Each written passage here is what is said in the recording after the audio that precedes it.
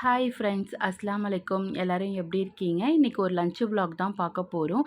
என்னன்னு பார்த்தீங்கன்னா வந்துட்டு பீட்ரூட் இருந்துச்சு. அதனால் பீட்ரூட் கூட்டு வச்சுட்டு ரசம் வச்சு சாப்பாடு வடிச்சிடலான்னு சொல்லிட்டு ஒர்க் ஸ்டார்ட் பண்ணியாச்சு.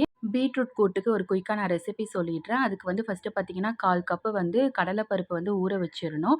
ஊற வச்சுட்டு பீட்ரூட் வந்து நான் 3 பீட்ரூட் நல்லா பெருசா எடுத்திருந்தேன். அதையும் நல்லா பொடியா சாப் பண்ணி வச்சுக்கிட்டு, அதுக்கப்புறம் ஒரு வெங்காயம், ஒரு தக்காளி தனியா நம்ம வந்து சாப் பண்ணி வச்சுக்கிட்டு, அதுக்கப்புறம் பார்த்தீங்கன்னா 2 மீடியம் சைஸ் தக்காளி, 2 மீடியம் சைஸ் வெங்காயம், 3 தக்காளி வந்துட்டு எடுத்து நல்லா அரைச்சிக்கணும். 2 பத்த தேங்காயும் ஆட் பண்ணி நல்லா பேஸ்ட்டா அரைச்சு வச்சுக்கணும்.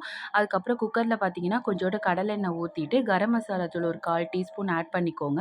ஆட் பண்ணதுக்கப்புறம் வெங்காயமும் நல்லா வதங்குனதுக்கப்புறம் இஞ்சி பூண்டு பேஸ்ட் வந்து ஒரு 1 1/2 டீஸ்பூன் வந்து ஆட் பண்ணி, அதுவும் நல்லா அந்த ரா ஸ்மெல் போனதுக்கப்புறம், நம்ம ஊற வச்சிருந்த கடலைப்பருப்பு, பீட்ரூட் எல்லாம் போட்டு கொஞ்சோண்டு மஞ்சத்தூள் போட்டு நல்லா வதக்கிக்கோங்க. அந்த பீட்ரூட்டோட பச்சை வாசம்லாம் கொஞ்சம் போனதுக்கப்புறம், நம்ம அறுத்து வச்சிருந்தோம்ல தக்காளி, ஒரு தக்காளி அதையும் ஆட் பண்ணிட்டு, பச்சை மிளகாய், மிளகாத்தூள், தனியாத்தூள் இதெல்லாம் போட்டு, நம்ம அரைச்சு வச்சிருந்த பேஸ்ட்டு எல்லாமே போட்டு நல்லா வந்துட்டு மிக்ஸ் பண்ணிக்கோங்க. மிக்ஸ் பண்ணதுக்கப்புறம் இந்த ரா ஸ்மெல் கொஞ்ச நேரம் போட்டு நல்லா வந்துட்டு அந்த எண்ணெய் பிரிஞ்சு வரும். அது வரைக்குமே கொஞ்சம் வதக்குங்க. வதங்குனதுக்கப்புறம் பார்த்தீங்கன்னா, நம்ம ஜார்லயே வந்துட்டு நல்லா அலசி அந்த தண்ணியவே எடுத்து ஊத்திக்கோங்க.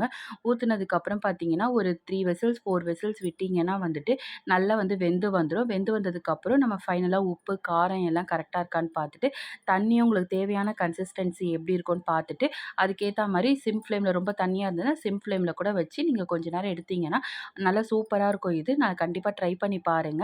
ஃபைனலா வந்து கொத்தமல்லி போட்டு இறக்குனீங்கன்னா வந்துட்டு சூப்பரா ரெடி ஆயிடும். தேங்க்ஸ் ஃபார் யுவர் வாட்சிங். என்னோட சேனல நீங்க ஃபர்ஸ்ட் டைம் பார்க்குறீங்கன்னா, சப்ஸ்கிரைப் பண்ணிட்டு பாருங்க. லைக் பண்ணுங்க, ஷேர் பண்ணுங்க. Thank you so much.